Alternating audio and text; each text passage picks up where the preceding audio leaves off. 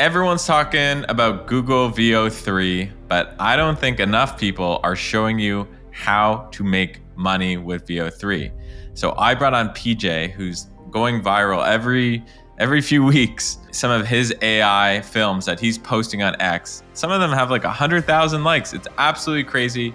He's figured out exactly how to do it, and he reveals his prompts, his process, how he uses ChatGPT, Final Cut Pro, should you use CapCut, how to think about Veo3.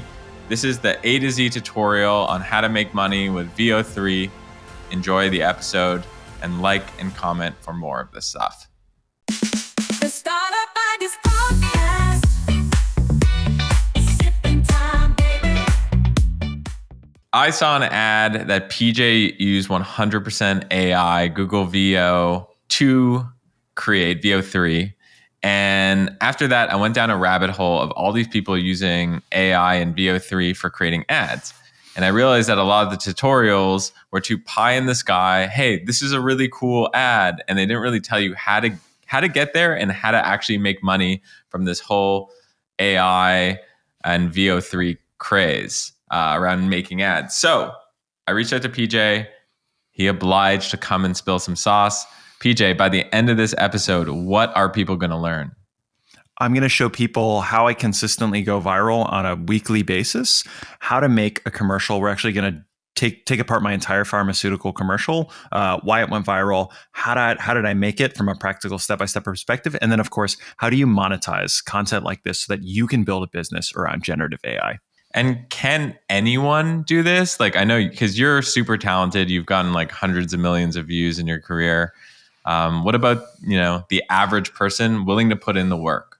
Yes, I would say so. It's definitely, I think what really helps is to have structures and frameworks around what you're already uniquely interested in. But there's so many niches, so many like weird, things that you like that a big, small communities like they also like as well. And as you know, riches are in the niches. So then it's about, okay, how do I take these kind of processes that PJ is teaching and then apply it to my weird niche that other people want to consume content like this with Veo3 and generative AI.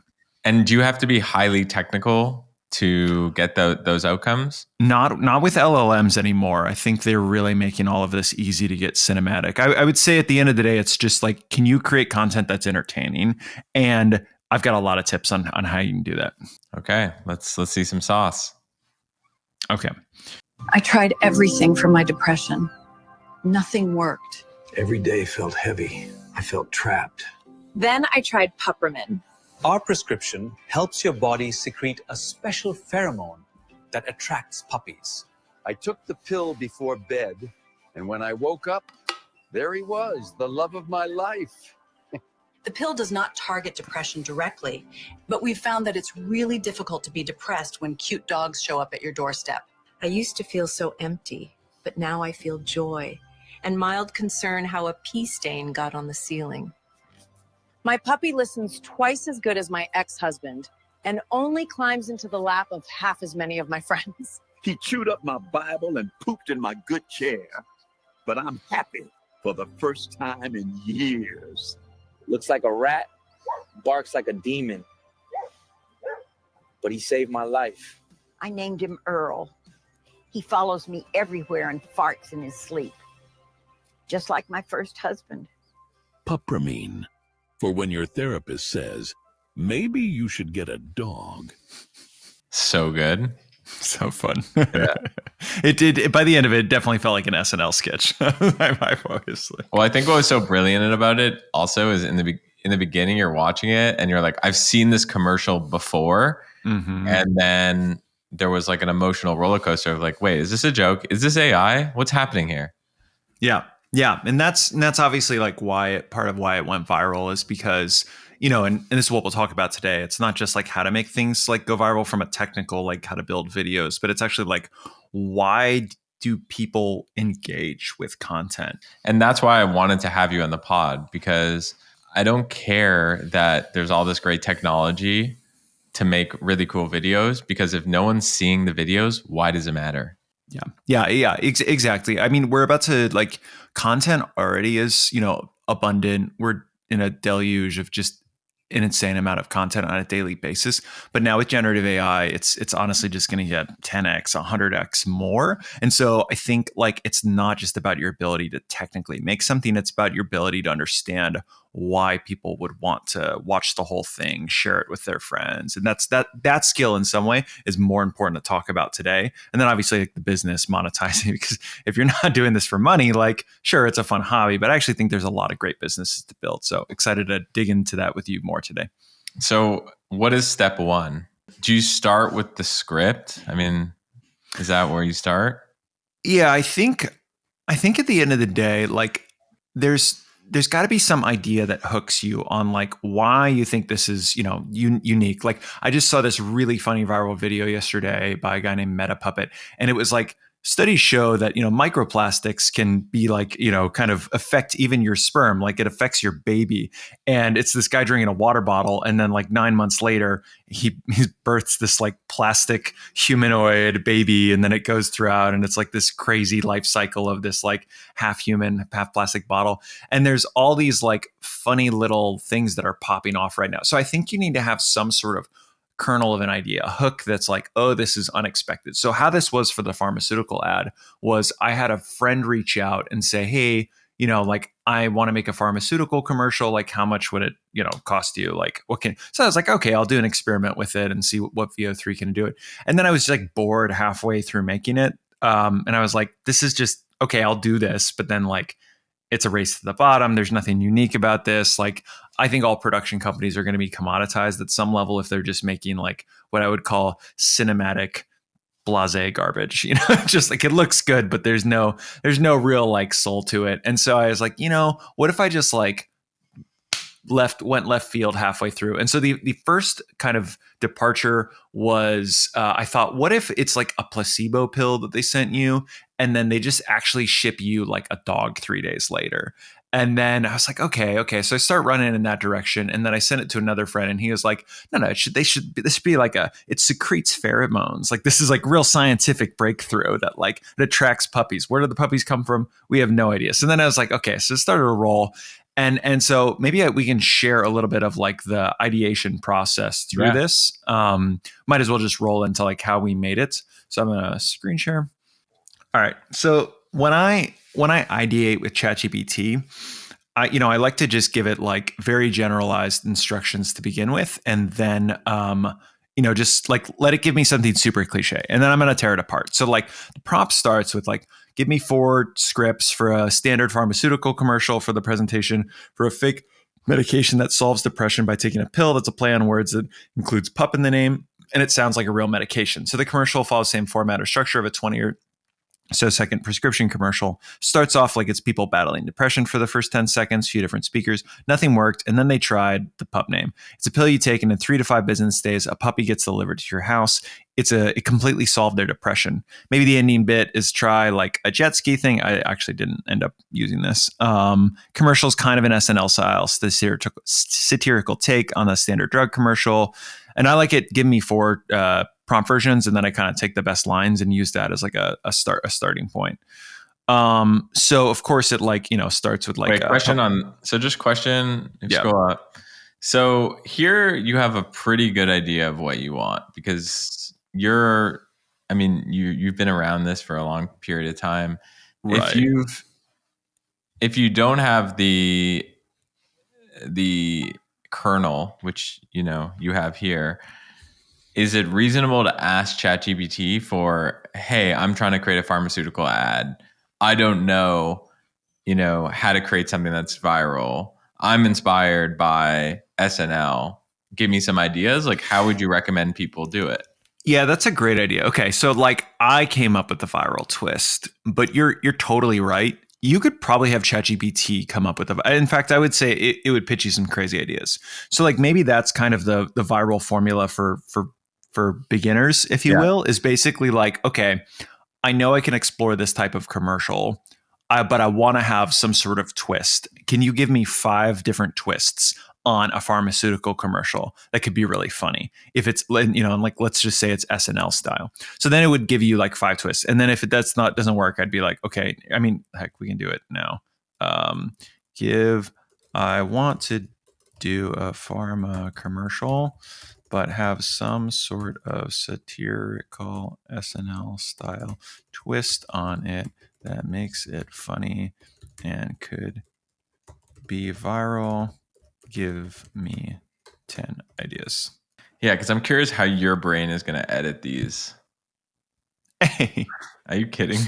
It's got to be from our conversation history. That's actually hilarious. It's just in such an embedded in the cultural ethos. Okay, for the audio listeners, it said Peppermint. Yeah. Yeah, like it instantly says Peppermint. So then it's got okay, no more calls for people whose parents call them too much. The drug numbs the emotional guilt response. That's pretty good. That's actually pretty insane. Invisa RX for people who want to ghost without the guilt. Tired of making plans and rejected them. Okay, interesting. For when you can't made stop. in Ireland. That should be made in Ireland. You know, like an Irish goodbye. Oh yeah, that'd be really funny. Easy text help you stop texting your ex for dads yelling at sports. I'll tell you what was a similar pharmaceutical take I saw. It was by the Tim and Eric show, and Jeff Goldblum was the host of it, and it was basically like it was like, you want to fast forward time.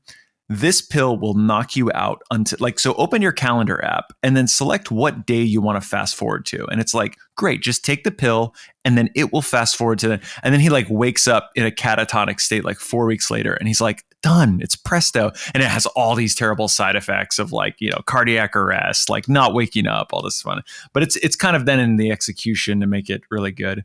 But anyway, I think there's a lot of great material here. And then I would just kind of prompt and go until you find the kernel of the idea that you really like.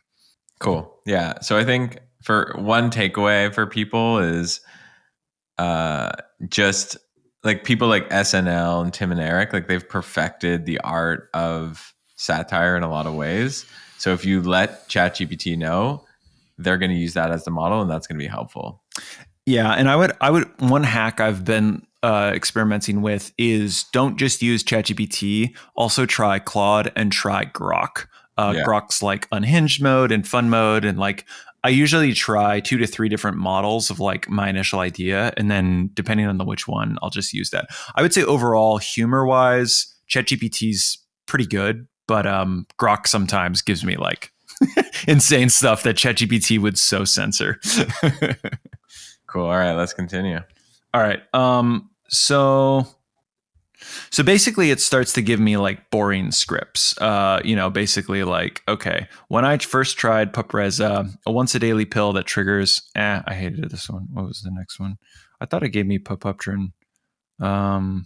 Anyway, it basically is I found it treats all, one pill and wait. I think I'm in love again. Blah, blah, blah. I didn't like a lot of these, but some of these were, oh, no, here it is. Sorry.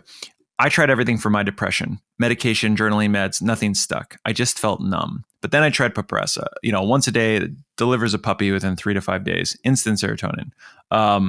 It's not that funny. So then I think I start saying okay, give me comedic examples. Let's see where this is.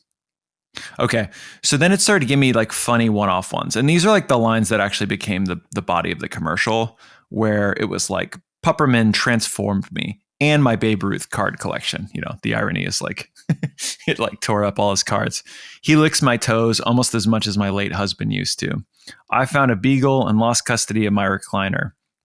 He only pees on the things he loves. And so these are all from here.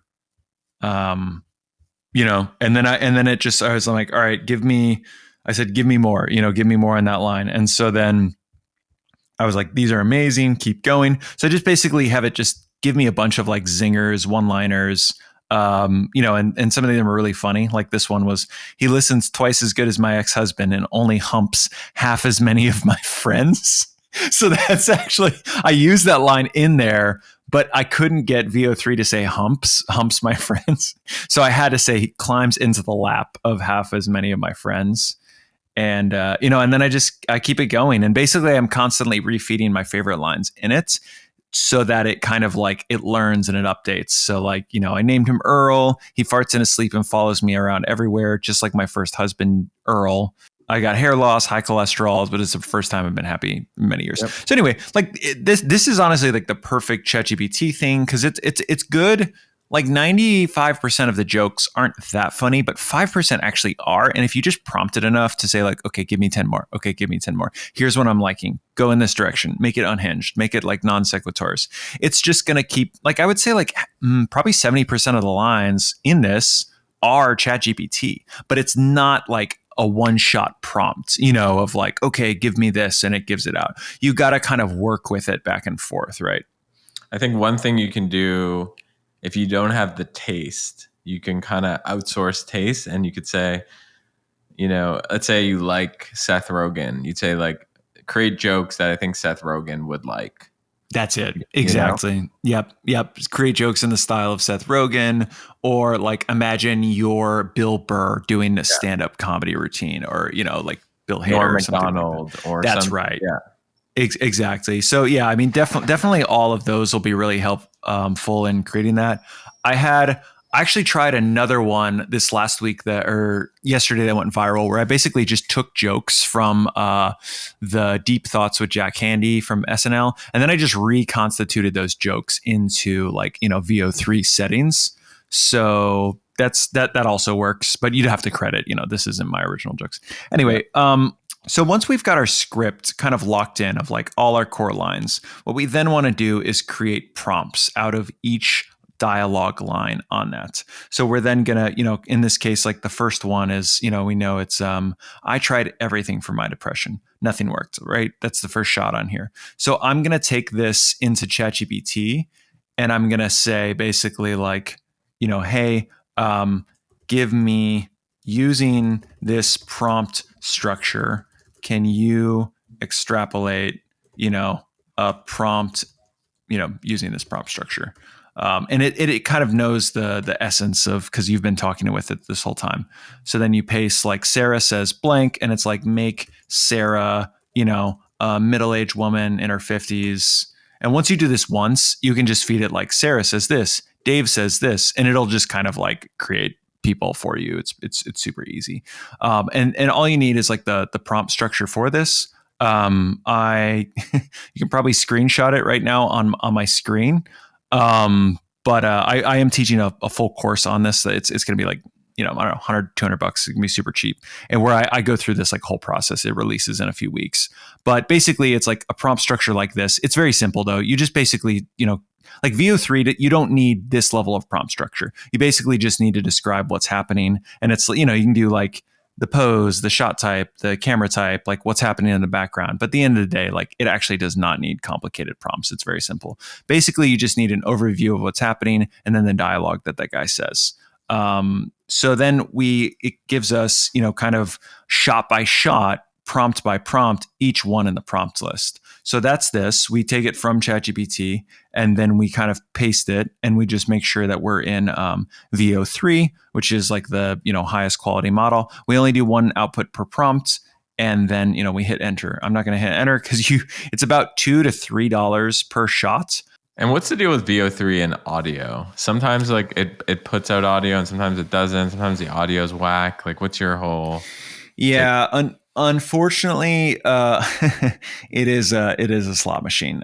No matter how great you prompt, and all like the pro tips, it's still sometimes randomly like they won't talk at all. I'm sure they're fixing that. I've been talking with the Google team. They're like obviously actively aware of that problem where there's no audio, and then they're also aware of the subtitle issue. I have found that if you don't include quotes. So actually, I'd learn this later, but don't include quotes, and then it will be less likely to generate like weird gibberish subtitles underneath.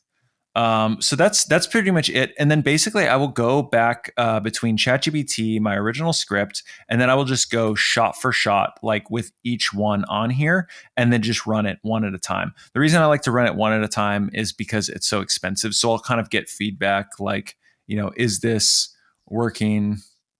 I don't think you can hear the audio, but in this case, like she's actually not talking. So I just had to run that again. In this one, this was a little weird because the UPS guy is delivering a puppy through a house into, so it's like, then I have to like take this prompt and like copy and paste it in a ChatGPT and say like, okay, he's actually entering through the door. Can you redo this prompt so that he's entering in a house? And then, you just kind of go back and forth. So use ChatGPT always, or your favorite LLM of choice, to do the heavy lifting.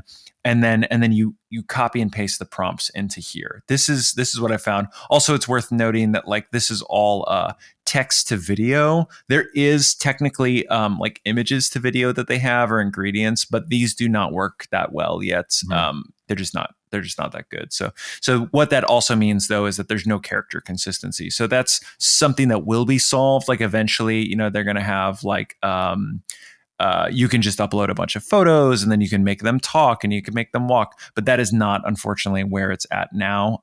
So just kind of optimize for like, you're never going to see the same character twice on the screen.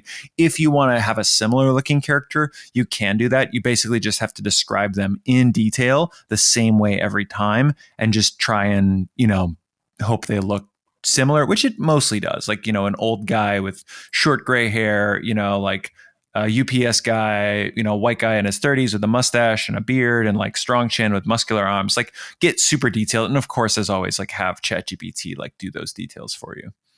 Okay. So you pump this all out. First of all, how much do you think this cost you? It was about $500. And that I knew was like the viral kind of formula at the same time. It was basically like, so like I did used to work on pharmaceutical commercials as a commercial director. The shoots would range anywhere from like 100K to $1 million. So I just split the difference and I was like, okay, I used to make, $500,000 pharmaceutical commercials. I now make, this took me like $500 worth of credits. So that's kind of, what I knew would be the viral hook. And then, just went through iterative with shot after shot. I'm going to show you the timeline here now. So this ended up being, I want to say like so it was like 10 or 12 shots. Let me turn this down a bit. You won't be able to hear this, but basically, it just kind of goes shot by shot. And I really wanted to make sure it kind of felt normal. So another thing you can do is like prompt camera movements in here. I think that's like the shots that like feel the most like non-AI are probably the ones with like the coolest camera movement. So for instance, like this one was like amazing. And I prompted this like camera push in or dolly in, and then it's like zooming in. But I'm also prompting, or ChatGPT's prompting her emotion. So in this, it's like describing it as like she coyly like quips her response, aware that she's making a joke about her husband's infidelity. And like it comes through with that. It's pretty crazy. This one's more of a static shot of like old man in chair. And this one I prompted it to like, at the end of the clip, she glances up and there's a pee stain on her kitchen ceiling. So you really can get really granular, like with the details on this. Not all of them are that complicated. And so you're in Final Cut Pro now. Like, why did you decide to put this in Final Cut Pro? And, is this the only option? Are there other products that people should use? No. Honestly, CapCut is probably just as good for this kind of thing. I'm just kind of used to Final Cut Pro, and like people use DaVinci is another one that's like, if you want to go beyond CapCut, but you still don't want to pay anything, there's something called DaVinci Resolve, and that's also a free, like very, very top tier one. And as you can see here, I generated, I don't know, maybe like 30 clips or so to get like 10 good ones. So it's like a 3-to-1 ratio maybe of like best generations. Actually, I didn't download all the ones that were bad. It was like a 5-to-1 ratio. And you can see like, this is another version here of like the Miami housewife. And this is like multiple variations of the guy in the chair, right? Totally. Okay. So you stitch it together. Mm-hmm. And where are you getting the audio from? Are you using like 11 Labs, or how did the audio end up coming in? Well, no, that's what's pretty incredible about Veo3 is that it generates the audio for you. Okay, great. So it ended up generating the video and audio. That's right. And so you basically just say your cinematic shot, and then you say Grandma Nora says, I named him Earl, follows me everywhere, blah, blah, blah. And then it spits out. Now, of course, the problem is like, one, it sounds really thin. Like they don't have like a deep EQ spectrum on the voices, that's okay. There's also obviously no voice consistency. So like I was saying before, like if you don't quite like grandma's performance, like you just have to hit enter again, maybe make some tweaks, and she's going to show up in a different thing. But obviously, like this grandma, she looks pretty similar to this grandma, and so you can get, clearly you can get some pretty good consistency. Like, her like brooch or whatever this is a little different, and like the puppy's a little different. But anyway, you kind of get the gist, right? Yeah, totally. And so then you finished it up and you posted it on X. Like that was it? Yeah. For me, it's like this took me probably like half a day to a day, probably like 6 to 12 hours or so to do all of this. But I'm not thinking like when I'm getting coffee and like going for a walk with my dog and stuff to kind of like break up the monotony. I'm always thinking of like, so at least on X, you don't have to hook them to watch a video. Like it's very difficult. You actually have to hook them with just a headline. Like your headline has like 0.2 seconds to get them to watch what your content is. And then your content has like 2 to 3 seconds to get them to stay for the whole video. So like the first part of the funnel is like, what's something that's provocative with this headline that gets them to like engage with a few seconds of my content. So for me, it's always like, and so, but like, so Mr. Beast, like he always talks about like the title of the video is more important than the thumbnail, and the thumbnail is more important than the actual content of the video. Because if he can't get you to like hook you on the title, he's not going to get you to really engage with the thumbnail. And if he doesn't hook you on the thumbnail, he's not going to get you to watch the full video. So I would almost say it's kind of just as important as the video you're creating is this, do you have a hook for this? So for instance, like for this, it was, I used to shoot 500K pharmaceutical commercials. I made this for $500 in VO3 credits in less than a day. What's the argument for spending 500K now? Steal my prompt below. That's right. Can I break down why that's so good? Yeah, please do. I'd like to hear your perspective, because obviously you're the clickbait master as well on X. So the hook is I used to shoot 500K pharmaceutical commercials. That's kind of like a low key flex. Because it's like, all right, this guy is like legit. And then it's like, whoa, I was able to do this for $500 with VO3, which is like a bit of trend jacking, like their, VO3 trend. Plus like it only costs $500. Also the 500K to $500, like that symmetry looks really good. Questions work really well on X because it generates replies. And then that just feeds the algo. And then steal my prompt is just like, here's, check out this value, and it makes people want to click in. And when people click in, that also tells the algorithm that this is good content. And then you have like the visual of, and then you crushed it on the video. So obviously like, yeah.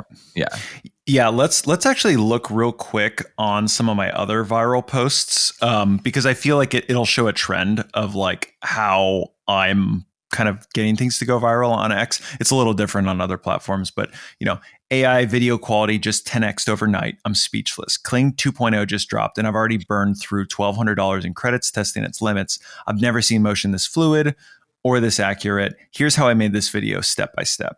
And of course, I have like the prompt thread after there. This one was crazy. This was the Lord of the Rings Studio Ghibli thing.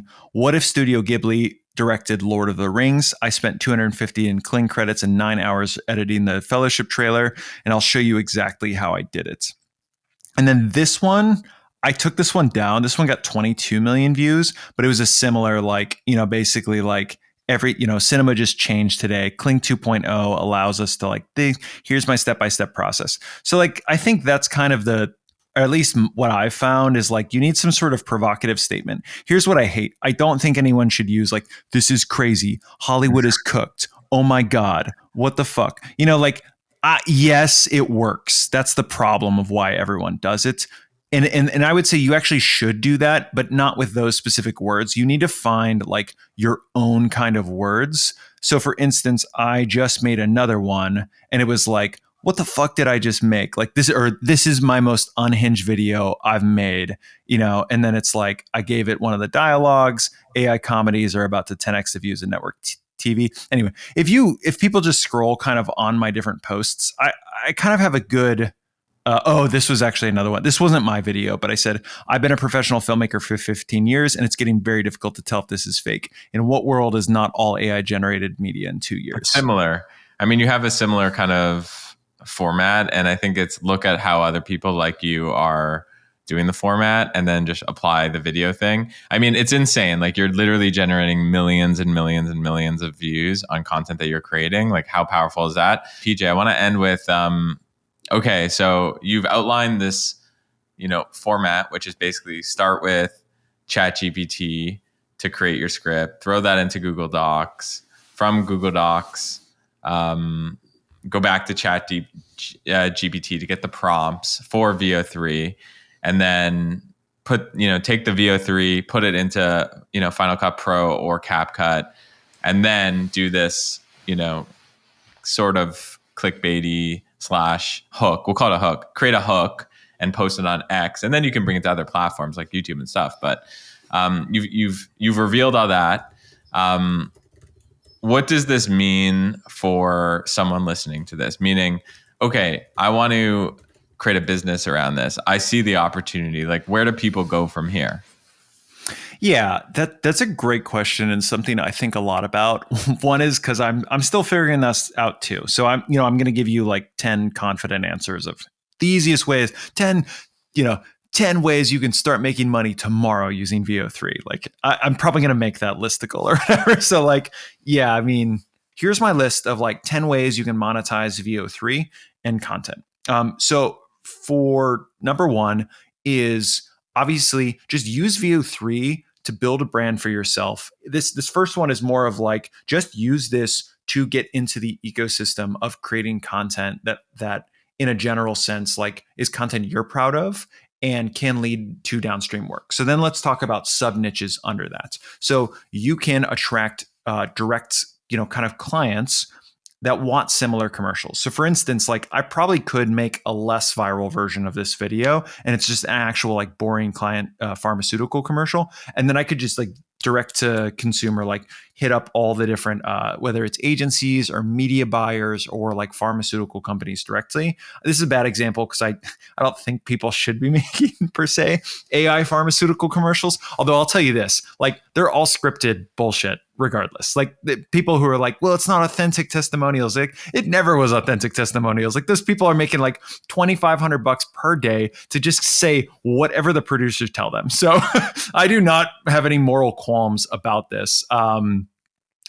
So anyway, you could do that. You basically could just create a brand, whether it's pharmaceutical commercials or whether it's like, I think food products are really smart. You could just go to different like beer companies and create like crazy cinematics for that. Like, there's so many people on X that are like posting their exact prompts for like crazy food orbit shots. You could make that, and then you could just pitch it to like different restaurants, different kind of like, feastables, like CPG brands. Like, they all want crazy content involving kind of their product. You could do it with underwear brands. And so I would say, like, there's a lot of ways, a lot of brands that would love unhinged special effects kind of shots that you can do with AI that all these agencies are like, they could never do for those budgets. And then you can charge probably anywhere from like $5,000 on the low end. I don't recommend people do content for less than $5,000 because even though stuff is easy, it's still your skill as a filmmaker is worth the time. So like, even I can make a bombastic statement like, this cost me $500 in credits, but like, it's the whole Picasso metaphor of like, he like draws on a napkin in 30 seconds. They're like, why are you going to charge me like $40,000 for it? It took you 30 seconds. He's like, no, it took me like 30 years to understand how to do this.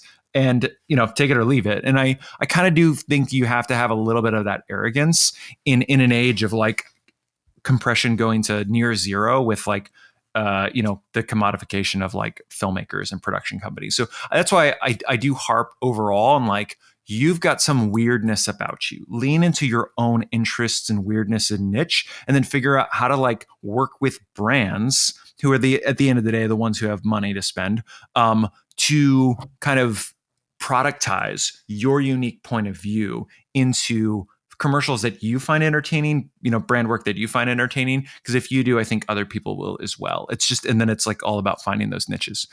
So point number 3, build a portfolio and let agencies work with you. So this can either be super general, where it's like mine, where it's like a bunch of different types of, commercials. But I'd say if you're more starting out as a filmmaker, like I said, it's like really keep it niche to what interests you. Like say you really like knife commercials. It's like, great, go target, like knife companies and do the like try. And I'd also say this, like if people are like not sure of how to tell great commercials, Steve Jobs said it best, great artist copy or good artist copy, great artist steal. Like shot for shot, at least in your own internal, like when you're making a first couple of commercials to like build out your portfolio. I don't care. This is very controversial, but I would say like just rip these shots shot for shot. Like upload a screenshot to ChatGPT of like the first frame of the commercial and say, break this down into a prompt, and then type that prompt in a VO3, and then like, boom, you get your first shot. But don't do it for another knife commercial, then do it for like a boot commercial or something like that. Something adjacent to where it's not like a direct ripoff. It's just kind of like the spirit of this. So it gets you the pacing and the flow. And then, like I really think when you work with templates of award-winning commercials and you tweak them and you adjust them and you make them unique on your own, that's how you can like instantly level up your skills as like a filmmaker editor, is when you're kind of copying the greats. And then over time you find your voice. Like I don't anymore have to direct do copies, but I totally, when I started my career, like I was like, okay, I'm going to take this award-winning commercial and I'm just going to reapply it to this new product. I'm not reinventing the wheel. I'm just taking, I'm using the coloring and the lines kind of thing.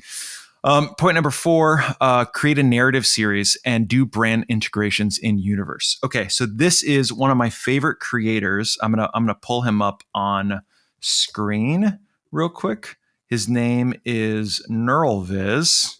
One second. I thought you were going to say his name is PJ. One of my favorite creators. Yeah. His name is PJ. Can you see this? Yeah. Okay. So NeuralViz is a friend of mine. He, 6 months ago, he had like no views on his content. Like, and within then he's grown in just a few months to like 800K subscribers. Some of his videos have like, 18 million views, and he's got the craziest stuff. So it's like a weird alien, and he'll do like parodies on our shows. So for instance, this is like House Hunters, but in this weird alien universe. Pretty. It's 1 bedroom, 9 bathrooms, 20,000 square feet. It's walkable and runnable to Beetle. It's got 2 infection rooms and a heated freezer on site. They don't list the price because none of us can afford it. Let's check it out. So immediately when you walk in, they'd gone with fancy tire store. This is incredibly... It's just like the weirdest shit ever. I absolutely love it. And then they do like street interviews as well. What's your go-to move in the bedroom? Sneezing. What? Okay, that's a first. I get on my knees to sneeze, if you know what I mean. Very, very, very, very weird. And so he's built out this he's called it the monoverse, because it's like this whole, like 1,000 years from now, everyone's wondering, like, were humans real? And it's kind of this whole, like, they're doing investigations in it. Like, if you just go through the channel, it's fascinating. But I think like how he's going to be able to make money. So he makes money right now on merch sales. He's got a Patreon, but actually, like, if you really wanted to monetize the crap out of this, he could just do product integrations where these aliens find, artifacts from our time. And it's like, just, like Tabasco sauce, like work with Tabasco, say, look, hey, I get, whatever, like 18 million views on my video. What's it worth to you to have the aliens, like, find a Tabasco sauce and worship this, or some sort of like brand integration around that? Obviously, I wouldn't tell audience members like it's easy or quick to kind of build an entire universe like this, but it absolutely, like, if you really don't want to do commercials directly, you want to tell narrative stories, you can absolutely integrate those product placement into your stories, and then, just do it on your terms, make it still funny, make it still brand friendly, and then you can monetize that.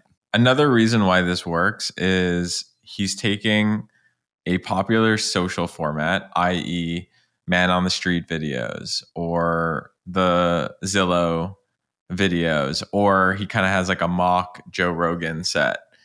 And then he's doing it with a twist, i.e. alien. So that's another way to do it, is like find always be on the lookout for a social format that's really starting to take off, and then think, how can I do a twist to this? And then, I agree. Like the alien's wearing a Rolex, sell it to Rolex or whoever. Exactly. Exactly. Okay, so fifth way to monetize, obviously sell courses. I don't like recommending this because it's like, how do you monetize being a marketer? Well, you sell courses as a marketer to other marketers. Like, okay, so like it's just an MLM. Like, what are we doing here? So anyway, yes, obviously you can sell courses. Info products is really what it is. That's what it is. It could be a course, or it could be like a PDF or a digital product that you're bundling up and then you're selling. That's right.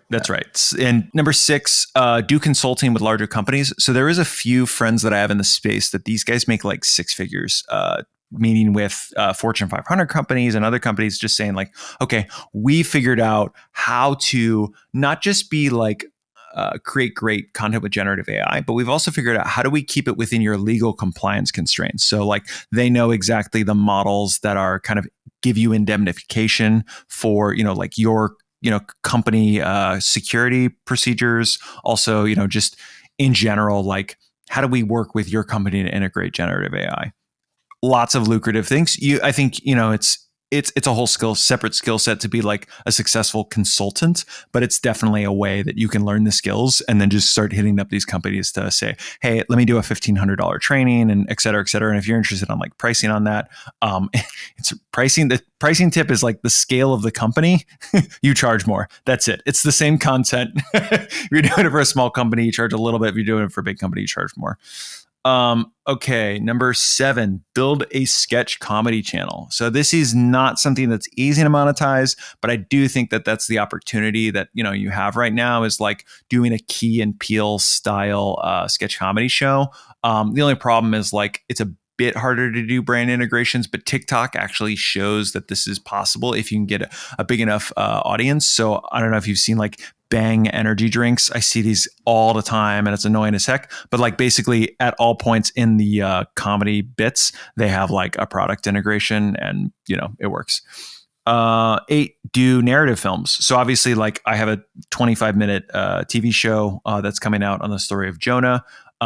You can do a narrative film for like long form content. I'm actually not that bullish on long form content with generative AI because I think the space iterates too fast and like the first bit of your film can look good and then the last bit of your film can look bad. So I typically don't recommend trying to do the old Hollywood model with generative AI, especially if it's like 90 minutes of content. Like don't chase that.